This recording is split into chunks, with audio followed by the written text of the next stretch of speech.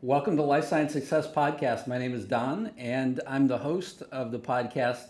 And today I'm actually broadcasting live from Bayou from the Bayou. So very excited to be here with Lowry Curley. Welcome, Lowry. Hi, Don. How are you? Yeah, thanks so much. So, can you tell the listeners just a little bit about yourself and what brought you into life sciences? Yeah, absolutely.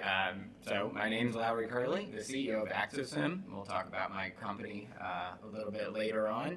What brought me into life sciences in general is I actually had a neurological condition when I was an undergraduate, and it drove me many twists and turns along the way, but into biomedical engineering and specifically tissue engineering. And the technology I worked on during my PhD at Tulane University ended up spinning out Axosim based on that, licensed that technology, and did that in 2014 and have been growing ever since. So. Well, it's not very often that I hear that story, right? So a lot of times I hear, well, I mean, I guess I do. I am aware of other situations where people have, kind of been, followed the complete journey, but it's not that often that you kind of hear somebody started with the problem, they sort of built it into their research, and then in the back end it winds up, spinning out as a company. So that's pretty amazing. It's always funny looking back on the circuitous route, right? Right? Yeah, exactly. So why don't you tell us a little bit about Axosim? Yeah, absolutely. Axosim's mission is to empower advancements in human neuroscience. So, you can guess from my path that neuroscience is always something I've been very passionate about. We are a provider of 3D tissue engineered models, drug discovery platforms to help pharmaceutical scientists kind of accelerate and make more effective treatments for neurological disorders. Everything from Alzheimer's, multiple sclerosis, neuropathy, ALS. We're really aiming to address all of these diseases that are unfortunately debilitating and do not have cures yet. But we have a tool that can really change the story there. And how does somebody see the 3D model? Is it strictly on a computer, or can you see it in VR as well? Oh no, this is a stem cell based model. So these are living human cells that we organize into an environment so it looks just like the human nervous system. And we are then able to introduce drugs to see how that might change it, whether it's healthy cells and maybe those drugs make them less healthy, or it could be from a patient who has something like ALS, and we can add a potential drug that a pharmaceutical company might be working in, long before they go into humans, but let them test them in human cells, before animal testing, which has unfortunately proven to be ineffective. Yeah. Yeah, so and then in terms of the companies that you typically interact with, what do they look like? Are they very early stage or mid or No, big global pharmaceutical companies. Okay. Yeah, so we work with one of the top three biggest in the entire world. They're based over in Switzerland. And we've more recently actually started working with some earlier stage companies, which I think is a really good sign of our technology adoption, but then really the 3D model space in general, because big pharma has more resources, right?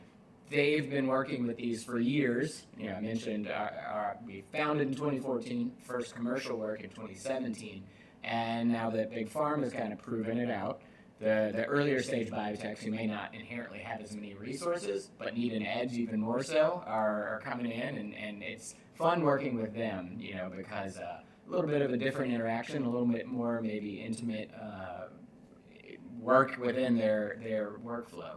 So it's fun. It spans the gamut. So you've definitely spanned the gamut as well in terms of working through COVID and things like that. I mean, was your team entirely remote through COVID, or how did things play out? There. No, yeah, okay. Good question. Hopefully, I don't get PTSD. Reflecting. Reflecting, yeah. No, so as I mentioned, these are stem cell based models. So we have multiple laboratories in the New Orleans Bioinnovation Center, just right upstairs, literally. And so we have to come in, at least every other day to feed these, to make sure they're healthy, and then ultimately test them. So we had to shut down the lab for a period of weeks, when things were really bad. Team safety is of the utmost importance to me. We're nothing without our team, right? And then once we kind of figured out how to come back, originally kind of in a shift type of work, and then ultimately as we got back to it, we figured out ways to be safe, and we had so much work to do.